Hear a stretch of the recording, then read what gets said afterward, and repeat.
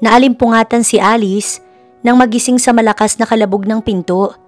Inis siyang bumangon at marahas na napabuntong hininga nang mapatingin sa nakasabit na wall clock.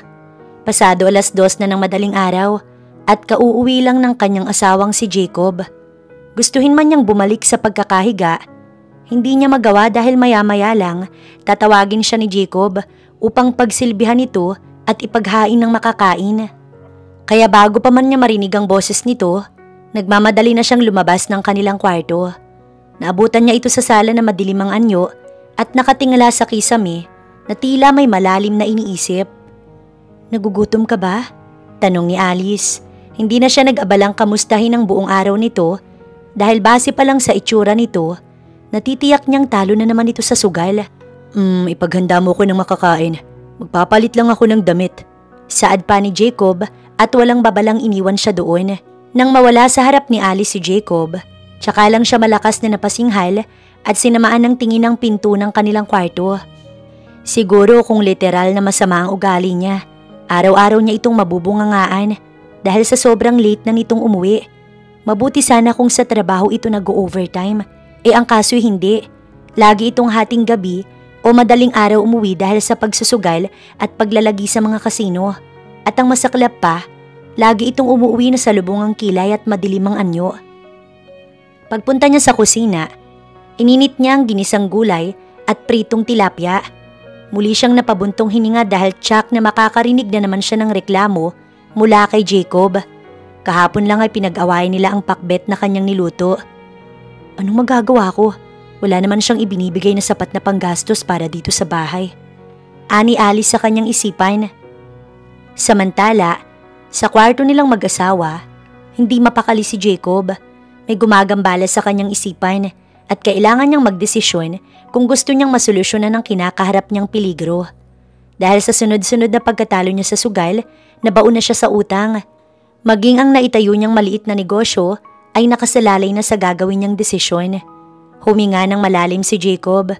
Bit-bit ang kanyang phone at isang maliit na business card, pumasok siya sa banyo. Wala siyang ibang choice kundi gawin yon para maisalba niya ang kanyang sarili at maging ang kanyang business. Ilang ring muna ang narinig ni Jacob sa kabilang linya bago makarinig ng isang pamilyar na malamig na boses. "Hello Mr. Agustin, si Jacob to. Pumapayag na po ako." Matagal bago niya narinig muli ang boses nito. Bukas na bukas din, papupuntahin ko ang isa sa mga abogado ko para makipag-usap sa iyo at i-close ang deal. Okay, pwede po ba ang kasyang matanggap ko bukas?" Narinig niya ang mahinang pagtawa ni Mr. Agustin sa kabilang linya. Ngunit sumang-ayon din naman ito sa kanyang kagustuhan. Nang matapos ang pag-uusap nila, hindi mawala-wala sa mga labi niyang magandang ngiti. Sinuwerte siyang makatagpo ng landas ang matandang bilyonaryong iyon sa kasino ng nagdaang araw. Nagulat siya nang magka-interes ito sa kanyang asawa nang minsan niyang banggitin ang kasal niya. Sa umpisa, tinanggihan niya ang alok nito dahil kahit papaano, ayaw niyang bitiwan si Alice. Mahal naman niya ang kanyang asawa at may kakaibang hatid itong swerte sa kanya. At isa ng maituturing na swerte ang alok ni Mr. Agustin sa kanya para mabayaran niya ang lahat ng kanyang pinagkakautangan. Nang lumabas ng kwarto si Jacob, nakahanda na ang pagkain nito sa mesa. Kahit inip na inip, ay matyaga pa ring hinintay ni Alice si Jacob. At hindi nga siya nagkamali dahil nang makita nito ang ulam na nakahanda sa mesa, ay agad na nagsalubong ang kilay nito at galit na napatingin sa kanya. "Gulay na naman!" Nakasimangot na reklamo ni Jacob. "Wala ka na bang ibang alam lutuin kundi gulay at isda?"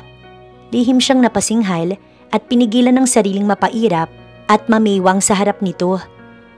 "Yan lang ang nakayanan ng perang binigay mo at ipapaalala ko lang sa'yo. Nung nakaraang linggo ka pa huling nagbigay ng panggastos dito sa bahay. Dapat magpasalamat ka na may inuulam ka pa ngayon." Banat niya rito. Nakita niyang natigilan si Jacob, ngunit saglit lang yon at padabog na naupo sa mesa. "Ang sabihin mo hindi ka lang marunong humawak ng pera. Kailan ka ba matututo sa napakasimpleng bagay na yan? Wala ka nang naiaambag, hindi mo pa magawa ng maayos ang obligasyon mo bilang asawa ko." Nagsalubong ang kilay ni Alice at nagdilim ang mukha sa narinig. Pinigilan niya ang sarili na damputin ng pitsil na may lamang malamig na tubig at ibuhos sa ulo ni Jacob dahil sa inis na nararamdaman niya. Mag-iisang taon na silang kasal ni Jacob at sa loob ng mga panahon na yon, ilang beses niyang gustong pagsisihan na pinakasalan niya ang lalaki. May maganda siyang trabaho, regular at malaki ang kinikita niya bilang teller ng isang malaking bank company. Ngunit dahil sa tamis ng dila ni Jacob at sa pagiging masugid nitong manliligaw niya at maalagang nobyo, pumayag siya nang alukin siya nito ng kasal at tumigil sa pagtatrabaho. Pinili niyang mamuhay bilang isang may bahay at mabuting asawa, kahit minsan ay pakiramdam niya na tila inaalila na siya nito at ginagawang katulong. Nang magsama sila, tsaka lang niya nakita at nakilala ang tunay na budhi ni Jacob.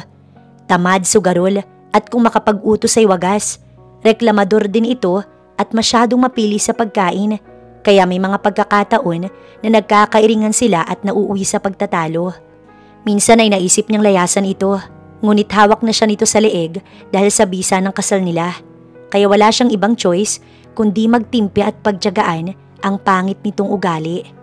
Kung sa tingin mo hindi ako marunong humawak ng pera, bakit hindi mo subukang mag-budget? Ikaw ang mamalengke, mag-grocery at pagkasyahin ng perang. Naputol ang pagsasalita ni Alice at muntik nang mapasigaw ng malakas nitong ibinagsak ang kamay sa mesa. Sa sobrang lakas nun, natumba ang baso at gumulong. Naglikha iyon ng ingay nang bumagsak sa sahig. At talagang nagrarason ka pa? Huwag mong ipasa sa akin ang obligasyon mo. Babae ka at ang trabaho mo'y pagsilbihan ako. Wala ka nang naiaambag sa pamamahay na to. Ganyan ka pang magsalita. Alice, baka nakakalimutan mo ako ang lalaki dito. Ako ang nagpapakain sa'yo at pera ko ang nilulustay mo. Mariing tura ni Jacob. Hindi ko nilulustay ang pera mo. Simula nang magsama tayo na ubos ang ipon ko para lang maiambag sa pagbili sa bahay na to. Kaya wag mong sabihin wala ko naiambag sa pamamahay na to. Pigil na pigil ni Alice ang sariling wag itong sigawan. Natatakot siyang baka kapag ginawa niya yon, maisipan nitong pagbuhatan siya ng kamay. Hindi pa naman iyon nangyari sa loob ng kanilang pagsasama. Ngunit ayaw niyang magpakampante. Wala siyang laban kung sakali. Pero hindi din naman ibig sabihin nun na hayaan niya na itong maliitin siya at umabot sa puntong sinusumbatan na siya nito. Natural lang na pakainin mo ko. Ikaw ang may gustong tumigil ako sa pagtatrabaho at manatili sa loob ng bahay na to. Galit na usal ni Alice sa isip. Huwag mong ipagmalaki ang kakarampot na naiambag mo. Panduduro ni Jacob sa kanya. Walang-wala yan sa mga naibigay ko sa iyo at naipakain. Sinusumbatan mo ba ako? Salubong ang kilay na tanong niya. Lahat ng binigay mo sa akin, hiningi ko ba yun sa'yo? Di ba't ikaw mismong nagbigay nun? At may karugtong pang masakit na salita at pang iinsulto? Nagreklamo ba ako? May narinig ka ba sa akin? Wala, di ba? Hindi ka nga nagre-reklamo pero panay ang parinig mo. Nakulang ang binibigay ko sa'yo. Malakas na sigaw ni Jacob. Dahil yun ang totoo. Hindi na napigilan ni Alice na mapasigaw na rin, ngunit kaagad na nahimasmasan at kumalma. Madaling araw na pero nagsisigawan pa sila't nagtatalo sa isang walang kwentang bagay. Sa susunod, kung gusto mo ng masarap na ulam, dagdagan mong binibigay mong panggastos. O di naman kaya, subukan mong mag-grocery. Subukan mo lang nang hindi ka nag-iisip na nilulustay ko ang pera mo. Tinalikuran niya si Jacob at kinuha ang dustpan mula sa gilid ng sink at winalis ang nagkalat na bubog ng nabasag na baso. Pagkuway tahimik siyang iniwan ito sa kusina at nagpunta sa likod ng bahay upang itapon ang mga bubog. Nang maibaba niya ang dustpan sa tabi ng basurahan, hindi niya napigilang mapaiyak, hindi dahil sa nasasaktan siya sa bangayan nila ni Jacob, kundi dahil sa sobrang inis na nararamdaman niya. Kung siya lang ang papipiliin, gusto na talaga niyang makawala sa sitwasyon niya ngayon. Yung talagang malayang-malaya na siya sa mga pang-iinsulto, paninigaw at reklamo ni Jacob. May awa ang Diyos. Balang araw makakaalis din ako sa bahay na to. Pangaalo ni Alice sa kanyang sarili. Isang malalim na buntong hininga ang pinakawalan ni Alice bago magpa siyang bumalik sa loob ng bahay. Naabutan niya si Jacob na kumakain pa rin. Lalampasan niya na sana ito at balak nang bumalik sa kanilang kwarto nang muli itong magsalita. Mag-impake ka bukas. May pupunta rito para kunin ka. Mabilis na napabaling si Alice at kunot ang noong napatingin kay Jacob. Ngunit bago pa man siya makapagsalita, inunahan na siya nito. Nagrereklamo kang kulang ang binibigay ko, di ba? Naghahanap ng katulong ang isa sa mga kliyente ko at inirekomenda kita. Napaawang ang labi ni Alice at tuluyan ng napatid ang manipis na taling nagkokontrol sa presensya niya para rito. Nagpapatawa ka ba? Ipinasok mo kung katulong ng hindi malang isinangguni mo na sa akin? Galit na singhal niya kay Jacob. Hindi ko kailangan ng permiso mo, Alice. Baka nakakalimutan mong asawa kita. At gagawin ko ang gusto ko dahil nakatali ka na sa akin habang buhay. Singhal din sa kanya ni Jacob. Nagdilim ang anyo ni Alice. Nagtaas baba ang kanyang dibdib sa umuusbong galit sa puso niya. Nagahalo ang sakit, inis at galit sa buong sistema niya. At kailangan niyang mailabas lahat yon dahil kung hindi, baka sumabog ang kanyang ulo. Asawa mo ko pero tinatrato mo ba ako ng tama? Jacob, mag-asawa tayo pero kailanman hindi mo nagawang irespeto ang mga desisyon ko. Asawa mo ko pero bakit ipinaparamdam mo na wala akong halaga sa'yo? Tigilan mo na yung pagdadrama mo. Ikaw na nga itong binibigyan ng trabaho at solusyon para hindi ka na magreklamong kulang ang binibigay ko. Ikaw pa tong galit. Tumigas ang anyo ni Alice. Pinigilan niyang wag umiyak sa harap ni Jacob. Kahit sa totoo lang, gusto niya nang bumonghalit ng iyak. Kung ganon ay babalik na lang ako sa bangkong pinagtatrabahuhan ko. Matigas niyang turan. Marahas na tumayo si Jacob at matalim ang tinging ipinukol kay Alice. Napatda siya at kinabahan na baka pagbuhatan siya nito ng kamay. Ngunit hindi siya nagpahalata. Hindi ka babalik sa trabahong yun, Alice. Papasok kang katulong at hindi mo ko bibigyan ng kahihiyan. Mariing tura ni Jacob at humakbang palapit sa kanya. Nagkakaintindihan ba tayo? Napalunok si Alice at nag-iwas ng tingin kay Jacob. Ang lakas ng tibok ng kanyang puso at talagang natatakot siya ng mga oras na iyon. Wala siyang nagawa kundi ang tumango at ikuyom ang mga kamao. Iisipin ko na lang na maganda na ring pagkakataon yun upang makalayas at makalayo sa walang yakong asawa. Galit na tura ni Alice sa kanyang isip. Kinabukasan, tahimik na nag-empake si Alice. Wala silang kibuan ni Jacob at hindi rin niya ito pinaghanda ng makakain gaya ng lagi niyang ginagawa. Gusto niyang ipakita dito na hindi siya sang-ayon sa gusto nitong mangyari. Ngunit ayaw niya rin namang suwayin ito. Hindi na dahil sa takot siya, kundi na pag-isip-isip niya na mas maganda na rin yun para pansamantala siyang makahinga sa katoksika nito. Pagsapit ng tanghali, may humintong itim na sasakyan sa tapat ng gate nila. Yun na marahil ang kanyang sundo papunta sa bahay ng kliyente ni Jacob. Umayos ka, Alice. Wag mo akong ipapahiya sa mga tao doon. Paalala sa kanya ni Jacob nang palabas na siya ng pinto. Tumigil siya sa pagpihit ng siradora at hindi siya nag-abalang lingunin ito. Bago ko umalis, lilinawin ko lang ang isang bagay. Hindi ko to ginagawa dahil sa gusto mo, kundi dahil na pag-isip-isip ko na mas mabuting ang lumayo muna tayo sa isa't isa. Baka sakaling matauhan ka sa mga mali mo. Malamig niyang turan. Hindi na hinintay pa ni Alice na muling magsalita si Jacob. Mabilis niyang pinihit ang siradora at lumabas na. Sa labas ay may naghihintay na sa kanya. At nang makita siyang papalapit, pinagbuksan pa siya nito ng pinto ng sasakyan at kinuha ang kanyang bagahe. Salamat. Yun lang ang nasabi ni Alice dahil bigla siyang nahiya sa matamang pagtitig sa kanya ng lalaking may hawak ng attache case. You must be Miss Alice. I'm Attorney Ramirez. Are these all your belongings? Nakangiting tanong nito sa kanya. Tangulang ang isinagot niya at saka pumasok sa loob ng sasakyan. Nagpaalam naman sandali si Attorney Ramirez at sinabing kakausapin niya saglit si Jacob. Gusto niyang magtanong kung anong pag-uusapan ng mga ito. Ngunit nangamba siyang baka mapahiya lang siya kung hindi siya nito sasagutin. Gayong ang sabi ni Jacob, kliyente nito ang magiging amo niya. Tahimik na naghintay sa loob ng kotse si Alice. Nahulog siya sa malalim na pag-iisip sa kung anong naghihintay sa kanya sa pinasok niyang trabaho. O mas tamang sabihin na ginustong ipagawa sa kanya ni Jacob. Huminga siya ng malalim. Okay na to, kaysa magtiis pa sa bahay na to't pilit na pakisamahan si Jacob. Samantala sa loob ng bahay naman, halos mapigtas ang labi ni Jacob sa pagkakangisi nang iabot sa kanya ni Attorney Ramirez ang attache case na naglalaman ng perang napagkasunduan nila ni Don Agustin. Sana maging malinaw ang kasunduang nilagdaan mo, Mr. Figueroa. After this conversation, you are not allowed to come near Miss Alice, and your marriage is already void to at this moment. Seryosong saad ni Attorney Ramirez. Sunod-sunod ang ginawang pagtango ni Jacob. Nang mga sandaling yun, walang ibang mahalaga sa kanya, kundi ang malaking halagang nasa harap niya. Babayaran niya na ang malaking utang niya sa malalaking lending company at maging negosyo niya, maisasalba niya sa pagkalugi. Makakapagsimula na siyang muli. Huwag kang mag-alala, Attorney Ramirez. Marunong akong tumupad ng kasunduan. Nakangiting sagot ni Jacob. Pakisabi rin kay Don Agustin na hindi niya pagsisisihan ang ginawa niyang desisyong to. Wala siyang narinig mula kay Attorney Ramirez. Isinara niya ang attache case at tumingin sa seryosong mukha ng abogado. I'm sure na naghihintay na si Don Agustin sa bago niyang mapapangasawa. Nakangiting saad ni Jacob. Kaagad namang tumayo ang abogado at nagpaalam na sa kanya. Mahigpit na hawak ni Jacob ang attache case at walang balak na bitiwan sa pag-aalalang baka may bigla na lang humablot.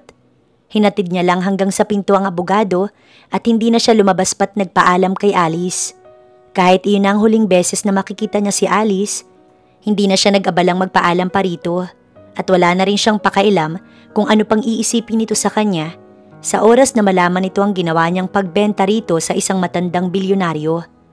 May balak din siyang ibenta ang bahay na to at maghanap siya ng ibang matitirahan nang sa ganon ay kung maisipan man ni Alice na maghabol sa kanya, hindi na nito magagawa pa. Walang kaalam-alam si Alice sa mga nangyayari at ang pagtira niya sa mansyon ni Don Agustin ay magiging daan pala sa pagbabago ng kanyang buhay. Pagdating nila sa mansyon, sinalubong agad sila ng dalawang unipormadong katulong. Nang akmang kukunin na niya ang maleta niya sa driver, pinigilan siya nito. Ako nang magdadala nito sa loob, ma'am. Anang driver. Ako na ho, giit niya.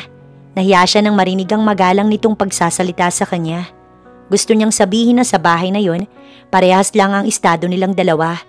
Ngunit bago pa man siya makapagsalita, narinig na niya ang boses ni Attorney Ramirez. Miss Alice, naghihintay na si Don Agustin sa atin. Hayaan mong siya na magdala ng maleta mo. Anang abogado. Wala namang nagawa si Alice kundi ang magpasalamat na lang sa driver at sumunod kay Attorney Ramirez. Nang makapasok sa loob ng mansyon, ay halos malaglag ang panga ni Alice sa tumambad na karangyaan ng buong kabahayan, sa makikintab na muebles at malaking chandelier na nakasabit sa sentro ng kabahayan ay malalaman na kung gaano kayaman ang mga taong nakatira doon. Huminto si Attorney Ramirez sa isang pinto. Katabi nun ay ang malaki at engranding hagdan paakyat sa pangalawang baitang ng mansyon. Pagkatapos ng 3 beses na pagkatok, binuksan ni Attorney Ramirez ang pinto at pinauna siyang pumasok sa loob. At nang makapasok, kaagad na bumalandra sa kanya ang pamilyar na muka ng isang matanda. Napakunot ang noo niya at pilit inalala kung saan niya ba ito nakita. Good to see you again, Alice. How have you been? Nakangiting bati sa kanya ng matandang lalaking prenting nakaupo sa pang-isahang sofa. Napamaang siya't unti-unting nanlaki ang mga mata niya nang makilala ang kaharap. Sapo ang kanyang bibig na wala sa sariling na ituro niya ito. Mr. Fuentabella? Ikaw ang magiging amo ko? Hindi makapaniwala niyang bulalas. Hindi makapaniwala si Alice nang makita si Mr. Fuentabella. Hindi niya lubos sa kalain na muling magtatagpo ang landas nila ng isa sa mga naging kliyente niya sa bangkong pinagtatrabahuhan niya noon. Metikuloso ang matanda, ngunit maituturing naman niya itong mabait dahil sa tuwing magpupunta ito ng bangko ay lagi siya nitong binabati at minsan pang nag-alok sa kanya ng magtrabaho sa kumpanya ng anak nito. Nahuli ni Alice na nagpalitan ng tingin sina Mr. Fuentabella at ang abogado. Tuloy ay hindi niya maiwasang mangamba at napatingin din sa abogado. Wala pa po siyang alam sa totoong nangyari, Don Agustin.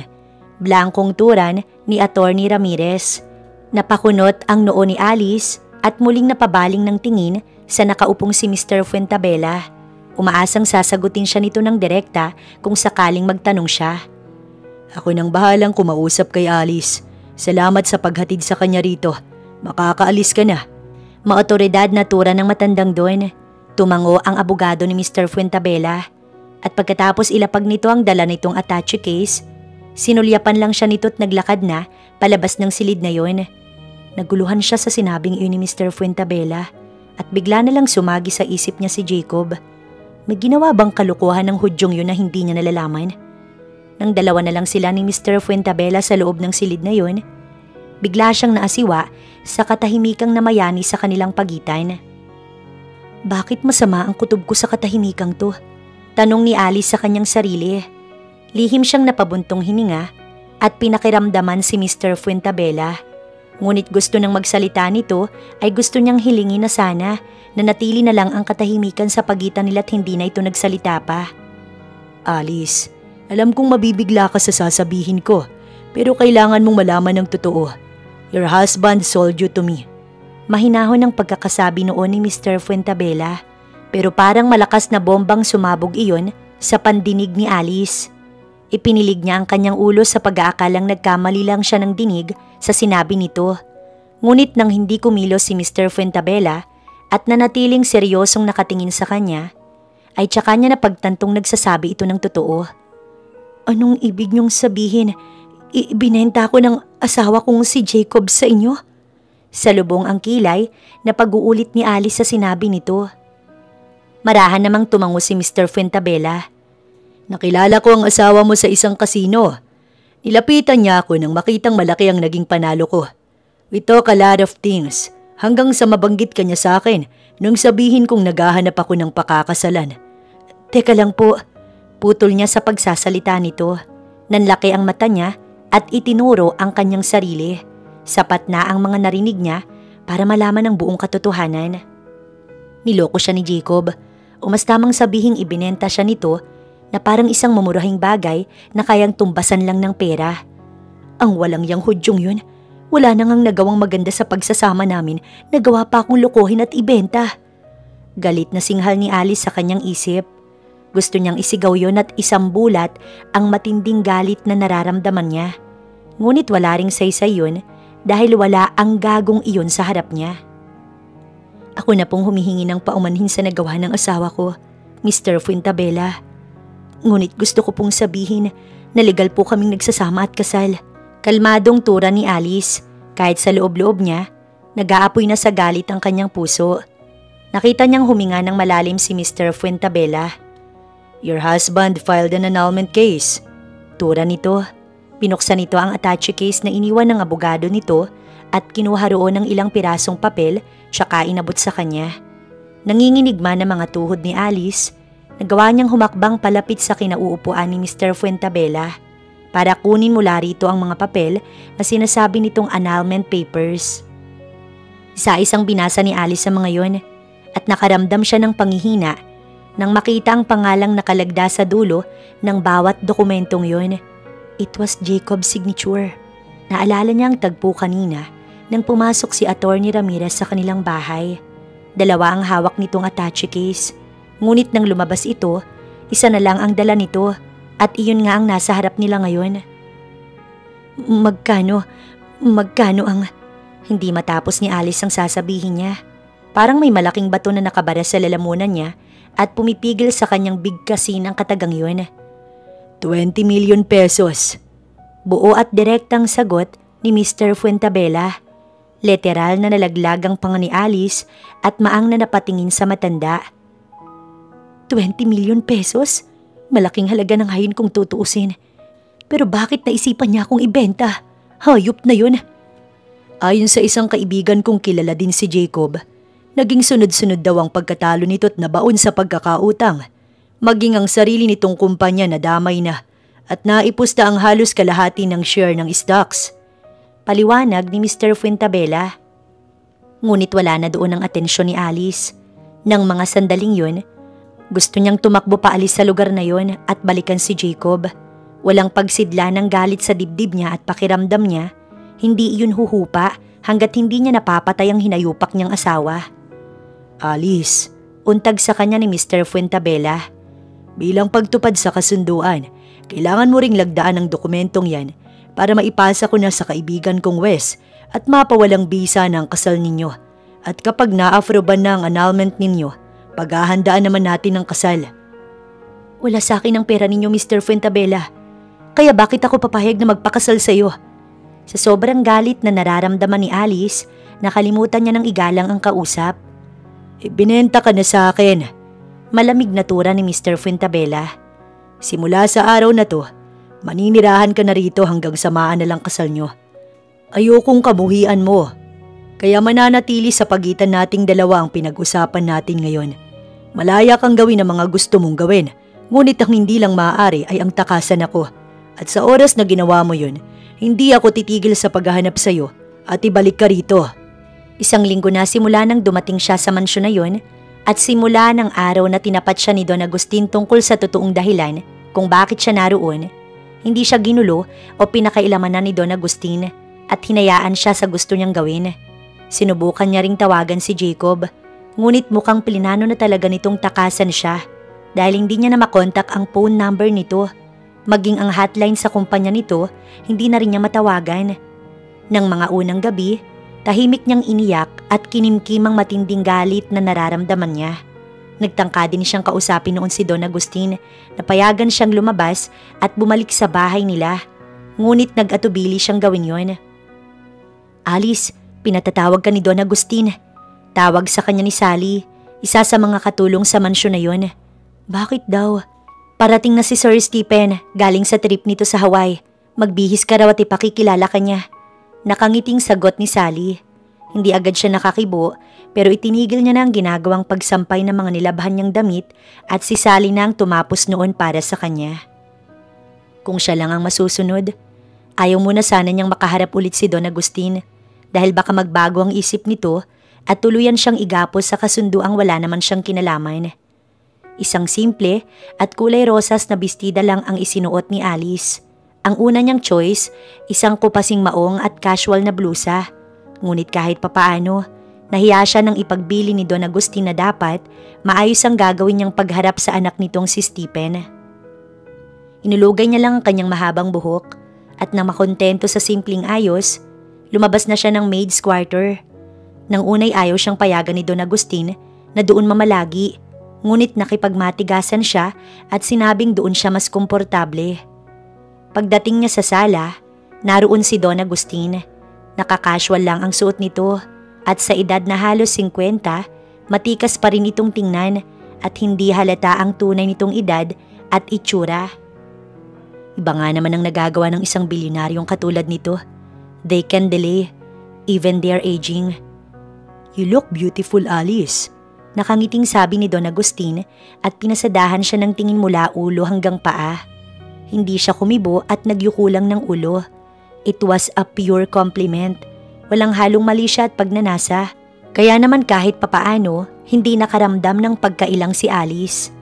Susunduin natin sa airport si Stephen at dederecho tayo sa isang restaurant para doon mananghalian. Ani Don Agustin tsaka tumayo. Ipakikilala kitang personal nurse ko. Okay lang ba yun sa'yo? Tumango siya pero sa totoo lang, hindi rin siya sigurado kung uubra yun. Sabay silang lumabas ng bahay at inalalayan pa siya ng driver na makasakay sa likod ng sasakyan, katabi ni Don Agustin. Tahimik lang ang naging biyahe nila papuntang airport at dahil walang masyadong traffic, nakarating agad sila. Bababa na sana siya nang pigilan siya ni Don Agustin. Hindi mo na kailangang bumaba pa. Dito natin siya hintayin. Okay po. Nang bumaba ang driver, naiwan silang dalawa ni Don Agustin. Nagkaroon ng mahabang katahimikan sa kanilang pagitan. Ngunit hindi rin nagtagal, narinig niyang nagsalita ang matandang Don. Kamusta pala ang pamamalagi mo sa bahay? Ayos naman po. Ngayong uuwi na ang anak ko. Gusto kong kilalanin mo siyang mabuti, Alice. Makakatulong yun sa inyong dalawa. Lalo pat magsasama na tayong tatlo sa mahabang panahon. Ani Don Agustin na muling nagpatahimik sa kanya. Gusto niyang tutulan ng sinasabi nito, ngunit may magagawa ba siya? Nakatali na siya sa isang kasunduan na wala siyang kaalam-alam. Gusto niyang pagtawanan ng sitwasyon niya. Nakatakas nga siya sa toxic na pagsasama nila ni Jacob, ngunit nakulong naman siya sa isang sitwasyon na wala siyang kawala. Narito na siya. Narinig niyang tura ni Don Agustin. Nang lumingon siya sa labas, nakita niya ang isang matikas at gwapong lalaking kasama ng driver ni Don Agustin. Maaliwalas ang mukha nito at kahit sa malayo, nakikita niya ang pagkakahawig nito kay Don Agustin. Tumahipang dibdib niya nang bumukas ang pinto sa may driver seat at pumasok mula roon ang anak nitong si Stephen. Hi Dad, how are you? Masayang bati nito sa ama. Siya naman ay tila natuod sa kinauupuan at nagyuko ng ulo. Bigla siyang nakaramdam ng hiya at pangambang magtagpo ang mga mata nila. I'm fine, iho. Kamusta ang naging trip mo? Ganting tanong ni Don Agustin. Success ang pag-merge ng maliit na branch natin doon sa isang malaking market enterprise. Sagot ni Stephen. That's good news, ani Don Agustin. Oh, by the way, meet Alice, my personal nurse. Alice, meet my son Stephen. Personal nurse? Why? Are you not feeling well? Tanong ni Stephen na halata sa boses ang pag-aalala sa ama nito. Mahinang tumawa si Don Agustin. Okay lang ako, Stephen. Ngunit matanda na ako at minsan kailangan ko ng mag-aalaga sa akin, lalo na kapag inaatake ako ng rayuma ko. Kailan ka huling nagpa-check up, Dad? Baka naman inaabuso niyo na ang sarili niyo dahil alam niyong wala ako. Ani Stephen. Hindi ko kailangang magpa-check up. Stephen, hindi ko rin inaabuso ang kalusugan ko. Kaya lang mas gusto ko pa rin na may mag-aalaga sa akin at ako'y tumatanda na rin. Paliwanag ni Don Agustin. Tahimik lang na nakikinig si Alice sa pag-uusap ng mag-ama. Ayaw niyang makisabat sa usapan at baka kung anong isipin na Stephen sa kanya. Isa pa, hindi naman siya tinatanong ng binata kaya mas mabuting manahimik na lamang. Huminto ang sasakyan ni Don Agustin sa isang mamahaling 5-star hotel at halos malula siya nang pagpasok nila sa loob ay may mga nakita siyang sikat na tao na doon kumakain. Napalunok siya at pasimpleng tinignan ng sarili. Mabuti na lamang naisipan niyang magsuot ng bestida dahil kung nagkataon, magmumukha siyang katawa-tawa. Alice, right? Napakislot si Alice nang marinig ang boses ni Stephen. Tipid niyang sagot. Nauna silang pumasok sa isang VIP room ni Stephen habang si Don Agustin naman nagpaalam saglit para puntahan ang mesa ng kaibigan nitong nandoon din ng mga oras na iyon. Saang hospital ka nagtatrabaho? Natigilan si Alice at nag-isip kung ano ang isasagot. Sa huli sinabi niya na lang ang totoo. Mahirap gatungan ng kasinungalingan ang isa pang kasinungalingan. Hindi ako nagtatrabaho sa hospital at hindi rin ako nurse. May nagreto sa akin kay Don Agustin at pumayag naman ng ama mong tanggapin akong tagapag-alaga niya. Matamang tinitigan ni Stephen ang dalagang nasa harap niya.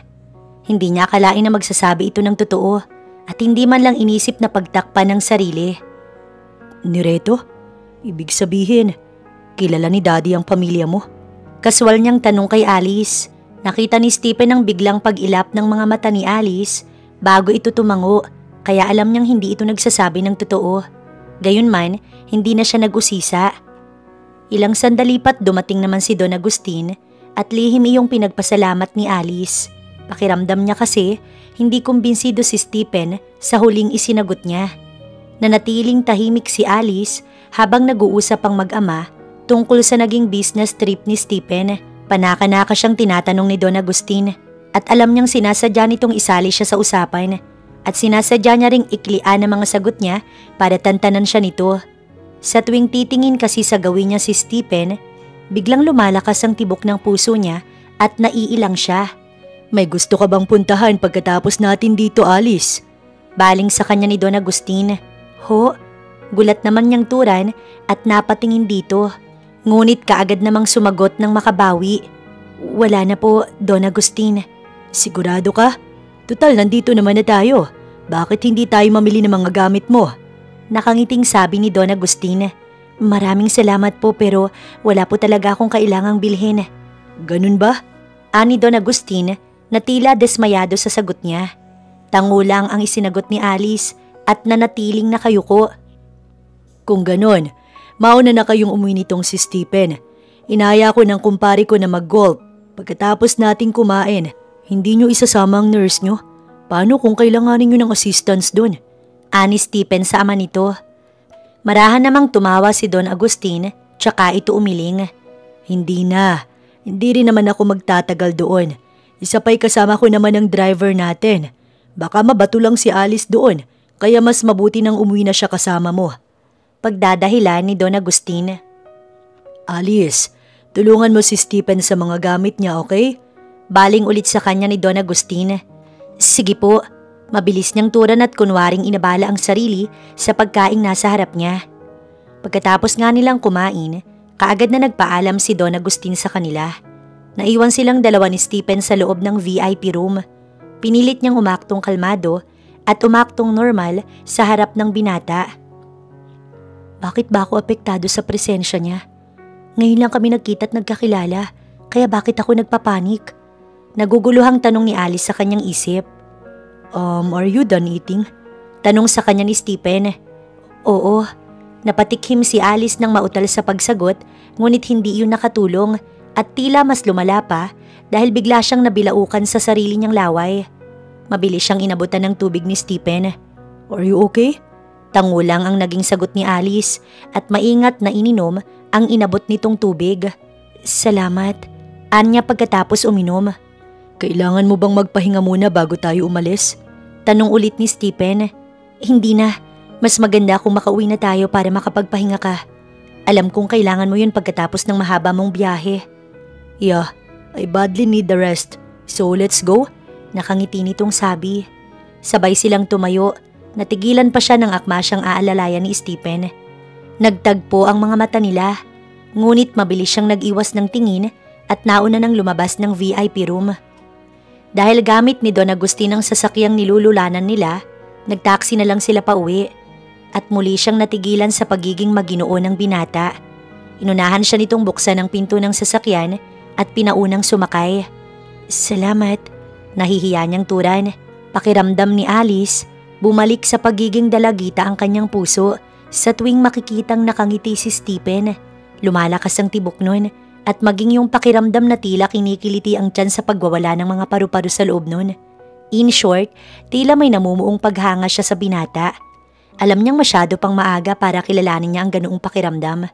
Ngunit magiging ipokrita siya kung magkukunwari siyang hindi siya attracted kay Stephen. Mabuti pumayag ang nobyo mong pasukin ng ganitong trabaho. Biglang tanong ni Stephen. Ha? Gulat niyang turan. Napatingin siya kay Stephen at muling nagtama ang kanilang mga mata. At sa pangalawang beses ay siya ang unang nagbawi ng tingin at bumaling sa labas ng bintana. Wala akong nobyo. Mahina niyang sagot at lihim na napalunok dahil parang nanuyo ang lalamunan niya ng mga sandaling yun. Nasa proseso ko ng pag-aanal ng kasal sa dati kong asawa. Lumipas ang ilang sandali na wala siyang narinig na reaksyon kay Stephen, kaya parang gusto niyang pagsisihan ng pagsasabi rito ng totoo. Napasobra yata ang pagsasalita niya at marahil na turn off si Stephen sa nalaman ito tungkol sa kanya. That's awful. Dinig niyang tura ni Stephen. How in this world did he waste a woman like you? Nakagat ni Alice ang labi niya sa komento ni Stephen. Muling bumalik kasi sa alaala niya kung bakit siya napunta sa ganoong sitwasyon at ang pagkakanulo ni Jacob sa kanya. Hindi na siya nasasaktan pa. Sapat na para sa kanya ang isang linggong pag-aaksaya ng luha para sa tarantadong katulad ni Jacob. Kung meron man siyang gustong ipagpasalamat, ayun ang malaya na siya at nakawala kay Jacob. Bulag siya. Hindi niya makita ang totoong halaga ko sa buhay niya. Mapait niyang sagot. Mind if I ask a question? Gano'n na kayo katagal mag-asawa? 1 taon pa lang, sagot niya. Isinandal niya ang kanyang likod sa upuan at kahit papaano, na-relax siya sa atmosphere na nakapagitan sa kanila sa paraan ng pagtatanong ni Stephen sa kanya. Ng babae? Kaswal na tanong nito. Maybe, hindi ko alam, pero duda ko maiba siyang babae. Kung hindi babae, malamang ay bisyo. Napatingin siya rito at sa unang pagkakataon na kaya niyang makipagtitigan dito ng ilang minuto bago nagbawi ng tingin at mapait na ngumiti. Oo, sugarol. Halos gabi-gabi na lang kung umuwi siya sa bahay galing sa iba't ibang kasino. Tama lang ang ginawa mong pakikipaghiwalay sa kanya kung ganun. Ang mga katulad niyang lalaki, hindi dapat pinag-aaksayahan ng oras at pagmamahal. Litanya ni Stephen. Hindi mo kailangan ng ganyang klaseng lalaki. Hindi siya kumibo, pero may kakaibang init siyang naramdaman sa sinabi nito. Yun bang pakiramdam na tila nabunutan siya ng isang malaking tinik dahil may ibang taong nag-comfort sa kanya at nagbigay ng assurance na tama ang ginawa niya. Dahil sa naging usapan ni Alice at Stephen nang dumating ito galing Hawaii, ay naging magaan ang pakikitungo nila sa isa't isa. Masaya si Alice sa pagiging malapit nila ni Stephen at minsan nakakalimutan niya kung ano siya at ang magiging papel niya sa loob ng mansyon na yun. Ngunit sa pagdaan pa ng ilang araw at linggo, ay nagiging demanding na si Don Agustin at kinukulit na siya nito tungkol sa napagkasunduan nito at ni Jacob. Kagaya na lang ng araw na yun na kinausap siya ni Don Agustin at pinagbihis dahil may pupuntahan daw sila. Wala siyang nagawa kundi ang sundin nito at magbihis. Sa sala, naabutan niya si Stephen na may kausap sa cellphone at nakaharap sa laptop. Tumigil ito sa pagsasalita nang makita siyang nakabihis. "Saan ka pupunta? May lakad ka?" Nagkibit siya ng balikat. "May pupuntahan daw kami ni Don Agustin. Hindi pa niya nasasabi sa akin kung saan." Mataman siya nitong tinitigan, yung titig na tila hindi kumbinsido sa sagot niya. Ngunit nagsasabi siya ng totoo. Wala talaga siyang ideya kung saan sila pupunta. "Wala namang sinabi sa akin si Dad. Kayong dalawa lang ang aalis?" Muling tanong ni Stephen. Baka magpapacheck up lang siya at kailangan niya ng alalay. Sagot niya at pilit nang umiti. Hindi kumibo si Stephen. Hindi niya alam kung bakit iba ang pakiramdam niya sa pag-alis ng kanyang ama at ni Alice. Kung wala lang siyang importanteng kailangang gawin ngayon, sasamahan niya ang mga ito. Masigurado lang na wala talagang ibang mangyayari. Simula nang dumating siya, naging malapit na ang loob nila ni Alice sa isa't isa at aaminin niya. May iba siyang nararamdaman dito. Ngunit hindi pa siya sigurado kung atraksyon lang ba ang nararamdaman niya para sa babae o mas higit pa. Ngunit isa lang ang sigurado siya. Gusto niyang laging nakikita at nakakasama si Alice. May hatid na kakaibang pakiramdam ang bawat ngiti at tawa nito sa tuwing sila ay magkasama. "Ready ka na ba, Alice?" Napalingon si Stephen nang makita ang kanyang daddy na nakabihis na rin at naglalakad palapit sa kanila. "Where are you going, Dad? Hindi mo sinabing aalis pala kayo ni Alice. Di sana, i-postpone ko ang meeting ko with our VIP client." Marahan namang tumawa ang kanyang daddy. "Saglit lang kami, Stephen. May kailangan lang kaming puntahan at kailangan ko si Alice." "Para saan?" Hindi napigilang tanong ni Stephen. "It's about her annulment case." Sagot ng kanyang daddy. Napatingin si Stephen kay Alice nang makita niya itong napayuko. Napilig niya ang kanyang ulo at hindi maiwasang magtaka sa nakitang reaksyon nito. "Hindi ba dapat maging masaya siya dahil may progress na ang annulment case niya?" Tanong niya sa kanyang isip. "Alice, do you want me to come?" Baling niya kay Alice. Hindi niya alam kung tama ba ang nakita niyang pagpapanik sa kislap ng mga mata nito dahil mabilis itong bumaling sa kanyang daddy. "Huwag na," sagot nitong nagyuko ng ulo. "May mas mahalaga kang ginagawa, tsaka sabi naman ni Don Agustin, saglit lang kami." Halos mapako si Alice sa upuan ng sasakyan nang huminto ang sasakyan nila sa isang wedding boutique at kung alam lang niya na doon sila pupunta, mas gugustuhin pa niyang kasama nila si Stephen.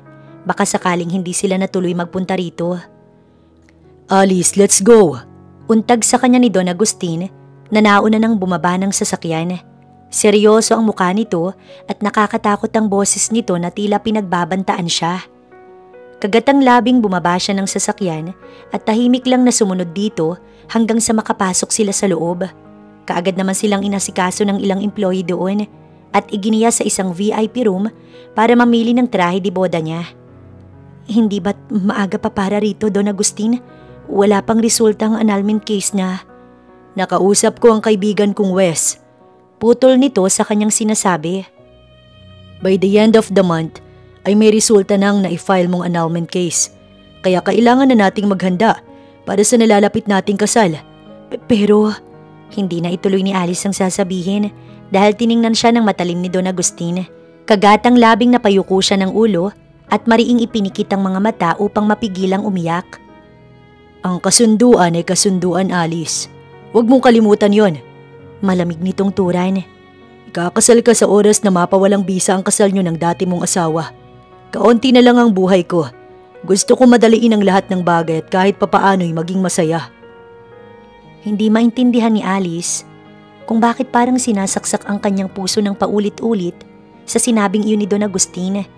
Natitiyak naman niyang hindi yun tungkol kay Jacob o sa nalalapit na pagkawalang bisa ng kasal nila. Biglang sumagi sa isip niya si Stephen at wala sa sariling napahawak siya sa dibdib nang mas lumalim pa ang nararamdamang sakit. "Nasasaktan ako dahil sa katotohanan kailanman hindi ko maibibigay ang puso ko sa lalaking nagsisimula ko ng ibigin." Usal ni Alice sa kanyang isip. Natapos ang araw na yon na hindi halos alam ni Alice ang mangyayari. Pumili siya ng trahe de boha na gusto niya. Hinayaan siya ni Don Agustin na pumili ng wedding dress niya. Ngunit anong saysay nun kung sa pangalawang beses ay sa maling tao ulit siya magpapakasal. Pagdating nila sa mansyon, nagulat si Alice nang makitang nakatayo sa garahe si Stephen at nang makita sila, agad siyang nilapitan. Tuloy ay hindi niya alam kung lalagpasan niya ba ito o babatiin at ngingitian. Anong ginagawa mo rito sa labas, anak? Tanong ni Don Agustin kay Stephen. Nagpapahangin lang, Dad. Kamusta ang lakad niyo? Tanong nito na nakatingin sa kanya. Maayos naman ang naging lakad namin. Nakangiting sagot ni Don Agustin tsaka bumaling din sa kanya. Alice, pwede ka nang magpahinga. Yun lang ang sinabi ni Don Agustin at iniwan na silang dalawa ni Stephen sa garahe. Papasok na rin sana siya nang hawakan ni Stephen ang kanyang braso. Mag-usap muna tayo, Alice. Ani Stephen at ipinilig ang ulo papunta sa garden area. Hinayaan niyang akayin siya ni Stephen papunta roon. Kailangan din niya siguro ng makakausap at mapaglalabasan ng sama ng loob. Mag-iingat na lang siguro siya na wala siyang maibunyag dito. Inalalayan siya ni Stephen na makaupo tsaka ito humarap sa kanya at tinitigan siya sa mga mata. Now, sagutin mo ang tanong ko. Okay ka lang ba? Anong nangyari sa lakad ninyo ni Daddy? At binabalot ang buong katawan mo ng maitim na aura. Pagak siyang natawa sa simpleng biro na iyon ni Stephen. Nagawa pa niya itong irapan at singhalan sa kabila ng bigat na nararamdaman niya.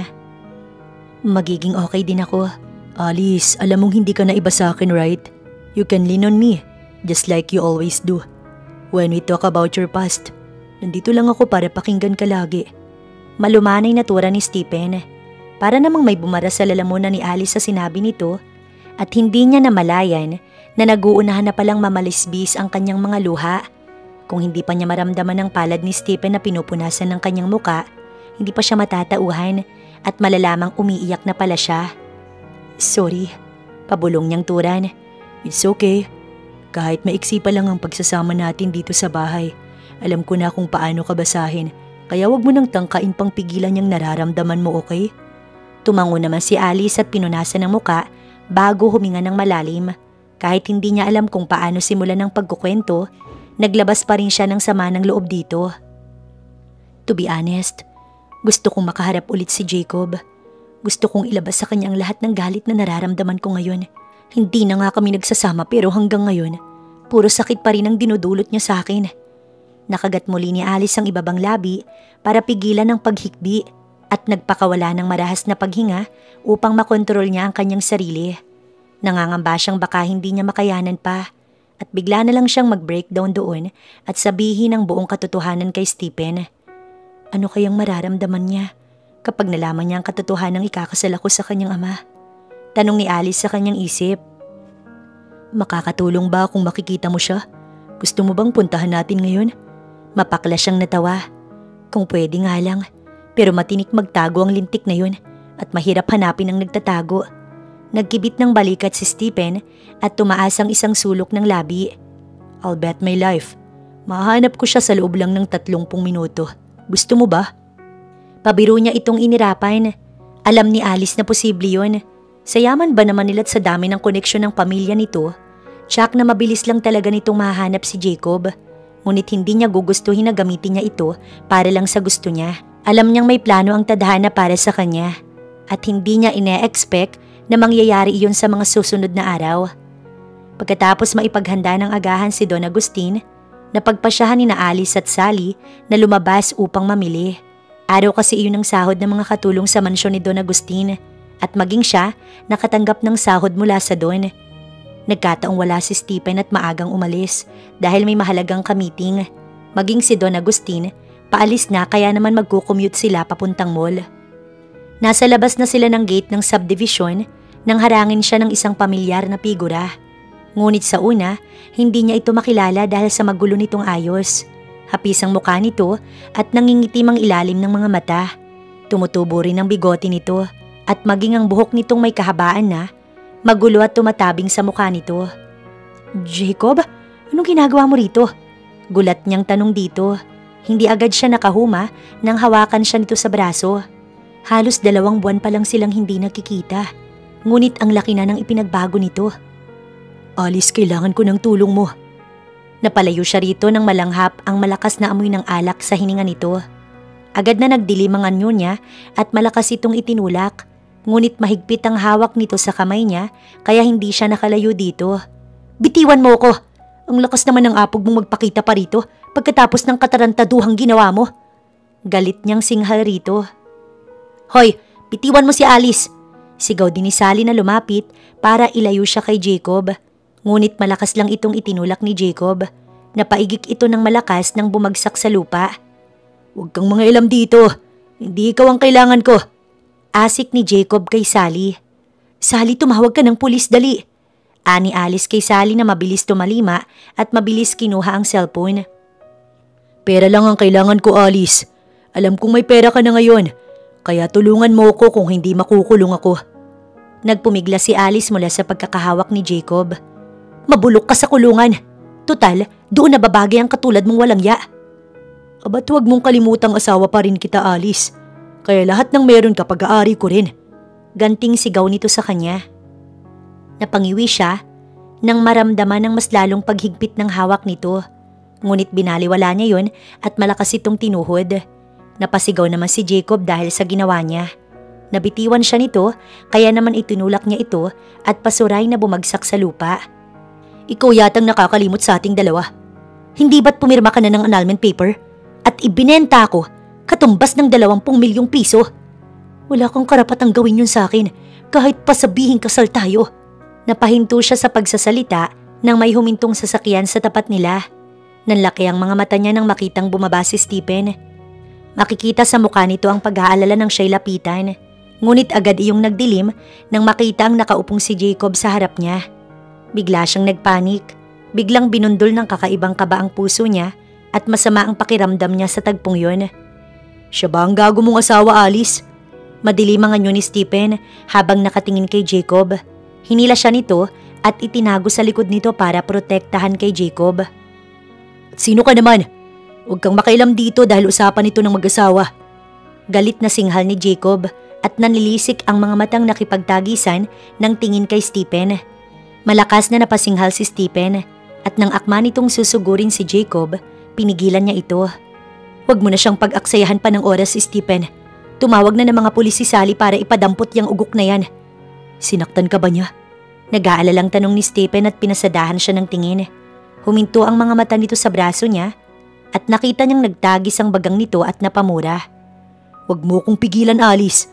Anong karapatan pa ng lalaking yan nasaktan ka? Umiling si Alice. Umalis na lang tayo, Stephen. Okay lang ako, promise. Sabay silang napalingon ni Stephen nang malakas na tumawa si Jacob at pasuray na tumayo tsaka siya'y dinuro. Lumabas din ang totoong ugali mong babae ka. Mabuti na lang at napakinabangan kita bago kay benta. Parang natuklaw ng makamandag na ahas si Alice sa sinabi ni Jacob. Nag-init kaagad ang mga mata niya at sunod-sunod na naglaglagan ng kanyang mga luha. Nang mga sandaling yon ay gusto na lang niyang maglaho, kainin ng lupa o matunaw sa sobrang init ng araw. Mas gugustuhin niyang mangyari yon kaysa ang humarap kay Stephen at tingnan ang magiging reaksyon nito. Sa kabila ng katotohanang ikakasal ka na sa matandang yon, nagawa mo pa ring makipaglandian. Kaya ka pala hindi makontento sa pagpapalamon ko sa'yo dahil isa kang oportunista. Mukhang pera't gagawin ng lahat para makabingwit ng... Tumigil ka na! Mabilis na sinugod ni Alice si Jacob at malakas itong hinampas sa dibdib. Hindi pa ba sapat ang ginawa mong pananakit sa aking animal ka? Pagkatapos mo akong ibenta, bigla mo na lang akong pinagtaguan at sinarili ang perang pinagbentahan sa akin. Pinagmukha mo kung maduming babae sa harap ng ibang tao. Pinagdusahan ko ang katarantaduhan mo. Ano pa bang gusto mo? Umiiyak na singhal niya rito. Hindi nagsalita si Jacob, ngunit wala rin siyang makitang kahit kaunting bakas ng pagsisisi sa mga mata nito. Kaya wala ring saysay kung ipagpapatuloy niya ang pagsambulat ng kanyang galit. Sabay na may humintong 2 sasakyan sa magkabila nila. Isa ay ang sasakyan ni Don Agustin at ang isa naman ay patrol car. Dinampot ng mga pulis si Jacob at galit na galit si Don Agustin sa ginawang panggugulo ni Jacob. Nagbitaw pa ito ng pangakong mabubulok sa kulungan ang dati niyang asawa. Ngunit ano pang saysay nun? Naisiwalat na nito ang buong katotohanan at sa pinakamasakit pang paraan, sa harap ni Stephen. Hindi alam ni Alice kung paano siyang nakabalik sa mansyon at kung paano siya napunta sa kanyang kwarto. Pakiramdam niya, namanhid na ang buong pagkatao niya at gusto na lang niyang gawin, humiga at hintaying lamunin ng pagod ang katawan niya at puso't isipan. Nang imulat ni Alice ang kanyang mga mata, ay pasado 11:00 na ng gabi. Hindi niya alam kung paano siya nakatulog at wala pa sana siyang balak bumangon pero ayaw makisama ng kanyang sikmura. Nagugutom na siya. Naalala niyang wala pang laman ng tiyan niya simula kaninang umaga. Bumangon siya at lumabas ng kanyang kwarto. Pumasok muna siya sa banyo upang tignan ang kanyang sarili. Mugto ang mga mata niya at namumula din yon, dala ng matinding pag-iyak niya. Maingat siyang lumabas ng maid's quarter. Tahimik na ang buong kabahayan. Gayunpaman, nag-ingat pa rin siyang makagawa ng ingay at magising ang kanyang mga kasama. Nagbukas siya ng ref at nang makitang may nakaseparate na ulam para sa kanya, kinuha niya iyon at dinala sa microwave upang initin. Lumikha yun ng ingay at naging dahilan para malaman ng kung sino mang gising pa na may tao sa kusina. Napalingon si Stephen sa kusina. Narinig niya ang tunog ng microwave at natitiyak niyang si Alice yun dahil hindi ito lumabas ng kwarto simula kaninang umaga. Tinungga niya ang alak na nasa basong hawak. Sumaid sa lalamunan niya ang matapang at mainit na alak, ngunit binaliwala niya yun. May papait pa ba sa nararamdaman niya ngayon? Kung pwede lang lunurin ang sarili niya sa lahat ng alak na naroon sa bar, ginawa niya. Baka sakaling makatulong yun para makalimutan niya ang sakit na nararamdaman niya. He was ready to confess his feelings towards her.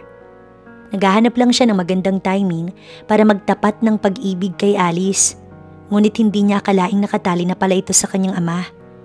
Kung hindi pa nanggulo ang dating asawa ni Alice, hindi pa siya tatapatin ng kanyang daddy. Sinabi nitong totoong ibinenta ng gagong iyon si Alice sa daddy niya sa halagang 20 milyong piso.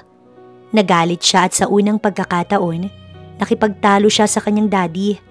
Hindi niya lubos akalain na magagawa nito ang ganoong bagay at ang mas lalong nagpaalab sa galit na nararamdaman niya ay ang pag-amin nitong gusto nito si Alice at ginawa nito ang desisyong yun dahil ayaw nitong pakawalan si Alice.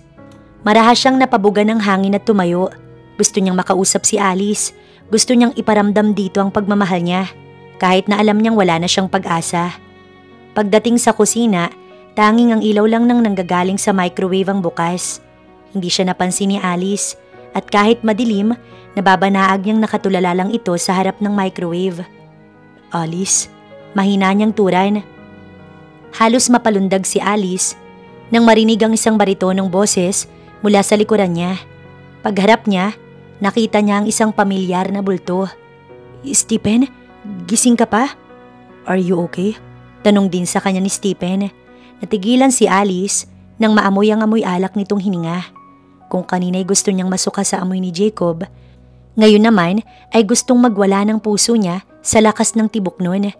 May kailangan ka ba? Tanong niya rin at pasimpleng lumayo kay Stephen. Ngunit mas mabilis ang reflexes ni Stephen at nagawa siyang ikulong sa dalawang bisig nitong hinarang sa magkabilang gilid niya. Ikaw ang kailangan ko, Alice. Naniga si Alice sa kinatatayuan niya at napasinghap nang isandal ni Stephen ang ulo nito sa kanyang balikat. Kailangan kita, Alice. Gusto kong magalit sa'yo. Mahinang usal ni Stephen habang siya naman halos mapugto ang hininga. Natatakot siyang gumalaw dahil baka bigla na lang bumigay ang tuhod niya sa sobrang kabang nararamdaman niya. Stephen, lasing ka. Gusto kong magalit sa'yo. Alam mo kung bakit? Putol nito sa kanyang sinasabi. Galit ako dahil ngayon ka lang dumating sa buhay ko. Bakit kasi nauna mong makilala ang gago mong asawa? Bakit nauna mong makilala ang daddy ko? Bakit? Bakit huli na akong dumating sa buhay mo? Halos dumugo ang labi ni Alice sa mariin niyang pagkagat nun para lang pigilang umiyak sa narinig. Sa bawat katagang binibigkas nito, naroon ang sakit at hinanakit. Alam niyang hindi ito galit sa kanya. At mas tamang sabihing galit ito sa mapagbirong tadhana. Pareho sila ng nararamdaman at iyon din ang hinaing niya bago siya nito nilapitan. Marahil ganun nga talaga ang tunay na pag-ibig. Minsan kahit nasa tamang tao ka na, ang panahon at pagkakataon naman ang ayaw makisama sa'yo. Lecheng tadhanang to, ang hilig mga ilam at mamagitan sa mga pusong ang hanap lang naman ay tunay na pagmamahal. Tumunog ang microwave. Hudyat na tapos na ang iniinit niyang pagkain, ngunit hindi pa rin niya magawang gumalaw. Ramdam na rin niya ang pangangalay ng balikat niyang sinasandalan ni Stephen. Stephen, magpahinga ka na muna at bukas na tayo mag-usap. Mahinang usal niya, ngunit hindi gumalaw ang binata. Ilang sandali pang lumipas at hindi pa rin gumagalaw si Stephen. Huminga ng malalim si Alice at nagpa siyang dalhin ito sa kwarto nito. Kung paano hindi niya alam, sa laki ng bulto nito, Jack na mahihirapan siyang dalhin ito. Ngunit hindi rin naman niya pwedeng hayaan na lang ito sa sala. Halos maligo na sa pawis si Alice nang madala niya sa wakas si Stephen sa kwarto. Pabagsak niya itong binitiwan sa kama at nakapamiwang na naghabol ng hininga. Sinamaan niya ng tingin si Stephen, ngunit natigilan nang makita ang gwapo nitong mukhang kahit natutulog, hindi maikakailang nasasaktan. Inayos niya ito sa pagkakahiga at hinagod ang suot nitong sapatos. Pagkatapos itong kumutan at masigurong tama lang ang lamig ng buong kwarto, tumalikod na siya para umalis. Ngunit hindi pa man siya nakakatatlong hakbang, natigilan siya tila binuhusan ng nagyayalong tubig nang marinig itong magsalita. Mahal kita, Alice. Napasinghap siya at natutup ang bibig upang hindi makagawa ng ingay. Biglang bumalik ang bigat ng pakiramdam niya at ilang sandali na lang baka bumigay na naman siya at bumunghalit ng iyak. Hindi siya gumalaw ng ilang sandali upang pakiramdaman kung gising si Stephen, ngunit hindi niya na itong muling narinig pa. Lumingon siya at maingat itong nilapitan. Pinagkasya niya ang sariling nakatingin lang sa natutulog na binata. Subalit tila may sariling isip ang katawan niya at umupo sa kama at hinaplos ang mukha nito. Malungkot siyang ngumiti. Anong saysay ng pagmamahal mo? Kung hindi ko naman yun kayang suklian. Kalimutan mo na lang ako, Stephen. Hindi ko na mababago ang nakatakda pang mangyari. Hindi ako karapat-dapat sa isang tulad mo. You deserve someone better than me. Lumapit siya sa mukha ni Stephen at pahapyaw na hinalikan ito sa labi. Tiyak namang hindi nito malalaman ang ginawa niyang yun. Babaunin niya hanggang sa pagtanda niya ang halik na yun. Isang alaala ng pag-ibig na kailanman hindi niya kayang abutin. Huminga siya ng malalim at dahan-dahang bumaba sa kama, tsaka tuluyang lumabas ng kwarto. Hindi na nakita pa ni Alice sa mga luhang na malisbis sa gilid ng mga mata ni Stephen. Kinabukasan, biglang nagbago ang atmosphere sa buong mansyon. Ipinaalam na ni Don Agustin sa lahat ng naroon ng katotohanan kung bakit nandoon si Alice. Nang unay wala siyang halos kakayahang humarap sa mga naging kaibigan at kasamahan niya roon. Ngunit ipinagpapasalamat na lang niya na walang sino man ang hinusgahan siya. Marahil ay dahil nasaksihan mismo ni Sally ang buong nangyari kahapon. Nagsimula din silang mag-iwasan ni Stephen. Hindi alam ni Alice kung may naaalala ba ito sa nangyari kagabi. Ngunit kung pagbabasihan niyang blanko nitong ekspresyon, nakahinga siya ng maluwag. Ipinaalam sa kanya ni Don Agustin na tuluyan ng nakulong si Jacob dahil sa pagkakasangkot nito sa illegal gambling at sinigurado nitong mabubulok na doon ng lalaki. Tuluyan na siyang nawala ng interes kay Jacob. Ibinaon niya na ang masakit na alaala niya rito sa pinakailalim ng kanyang isipan. Kung pwede nga lang burahin ito sa kanyang alaala, ginawa na niya. Isang buwan simula nang mangyari ang panggugulo ni Jacob, naging payapa ang buhay ni Alice. Natutunan niyang tanggapin ang katotohanang ikakasal siya kay Don Agustin. Tuluyan ding lumayo ang loob nila ni Stephen. Halos hindi na ito umuwi sa mansyon at kahit masakit, ipinagpapasalamat niya iyon. Sa ganoong paraan, maiibsan kahit papaano ang nararamdaman niyang sakit sa tuwing maaalala ang huli nilang pag-uusap. Nang makita ni Alice si Attorney Ramirez sa sala, tinambol ng malakas ang kanyang puso, lalo na nang umiti ito sa kanya. Dumating na ang araw na kanyang kinatatakutan, ang araw ng kasal nila ni Don Agustin. Tamang-tama lang pala ang pagbaba mo, Alice. Nakangiting wika ni Don Agustin.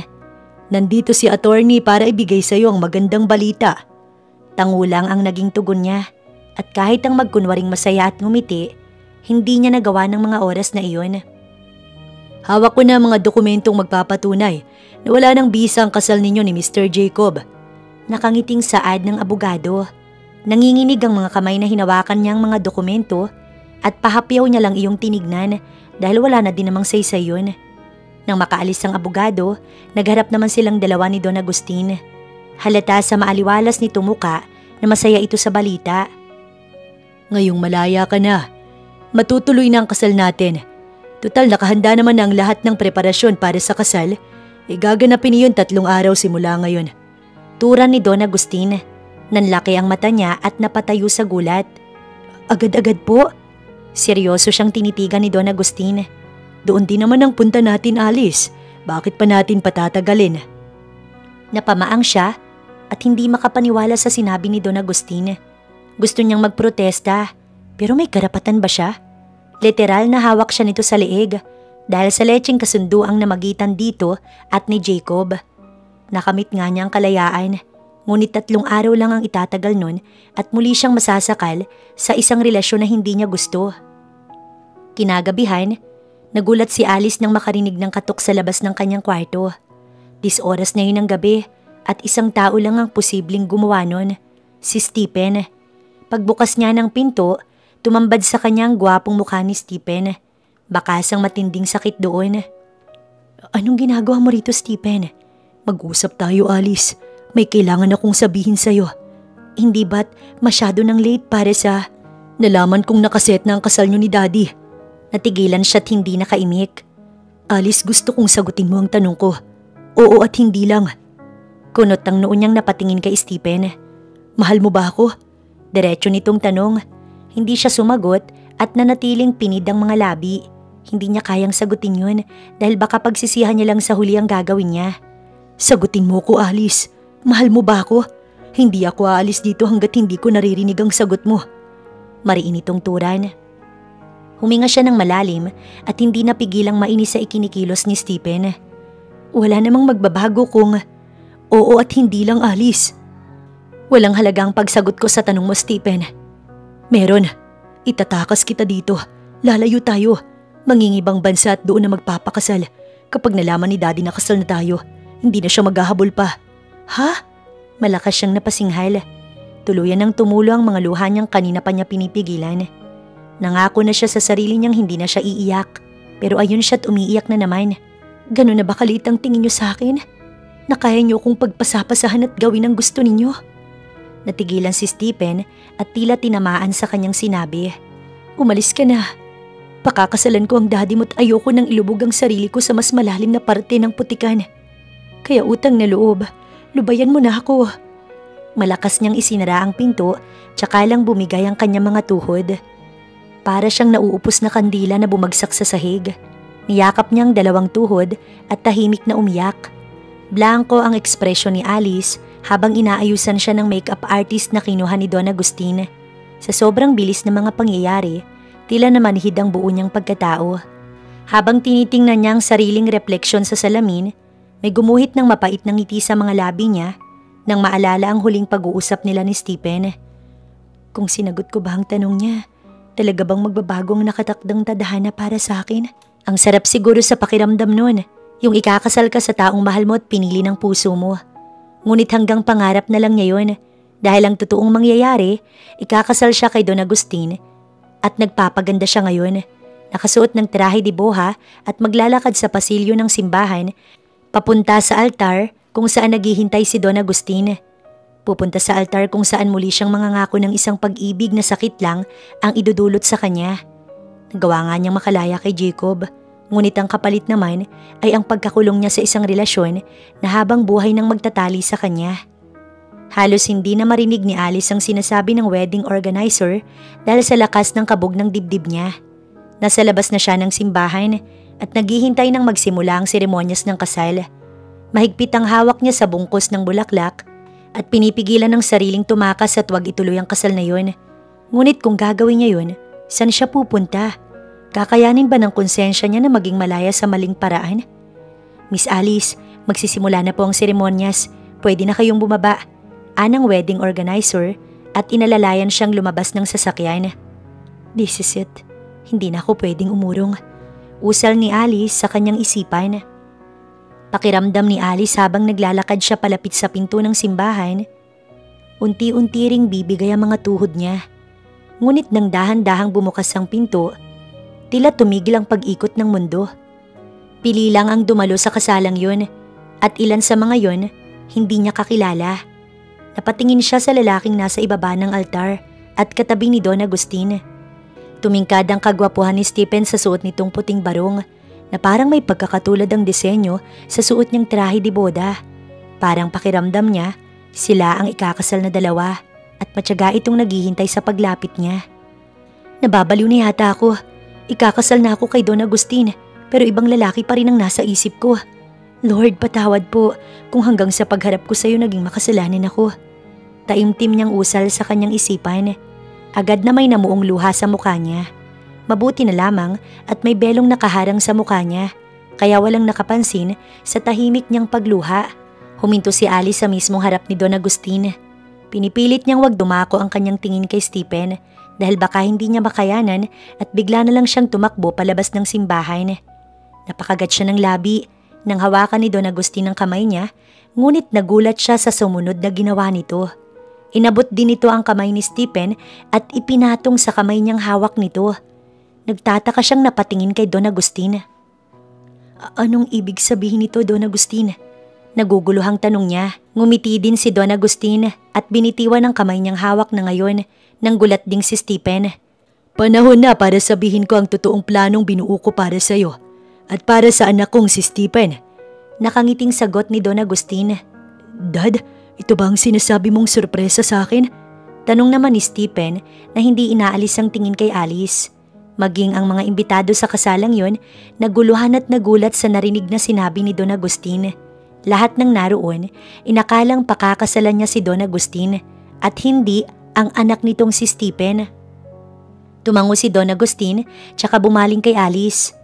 Pasensya ka na, Alice, kung inilihim ko sa iyo ang totoong dahilan ng lahat ng to. Ngunit paniwalaan mong sasabihin ko. Nang araw na makita kita sa bangko, naisip ko kaagad na bagay ka sa anak ko at gumawa ako ng paraan para mapunta ka sa amin. Alam kong mali ang ginawa kong paraan. Ngunit hindi ko pinagsisisihan yon dahil naging dahilan yon upang mapalapit kayo ng anak ko. Muling namalisbis ang luha sa mga mata niya.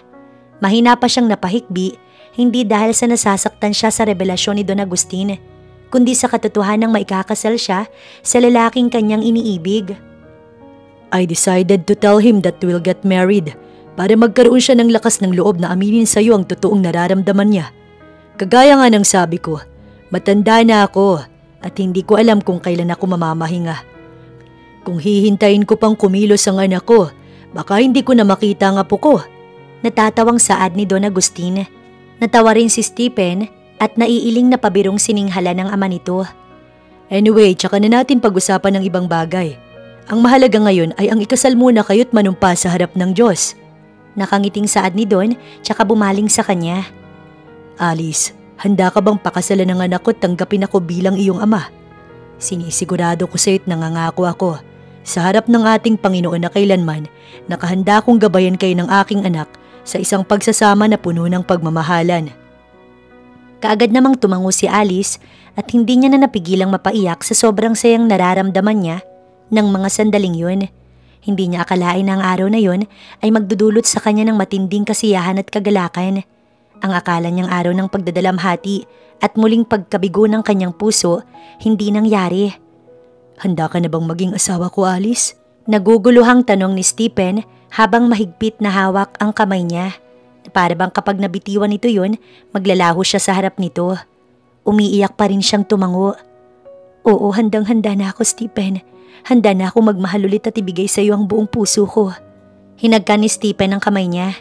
Mahal na mahal kita, Alice. Salamat. Salamat sa pagkakataong ibinigay mo para patunayan ko ang sarili ko sa pagmamahal mo. Magkahawak silang umakyat sa altar sa harap ng Panginoon upang manumpa ng habang buhay na pagsasama at pagmamahalan. Hindi man naging maganda ang unang pag-ibig ni Alice, ay naging tunay naman iyon upang makilala niya ang lalaking totoong itinakda ng Diyos para sa kanya.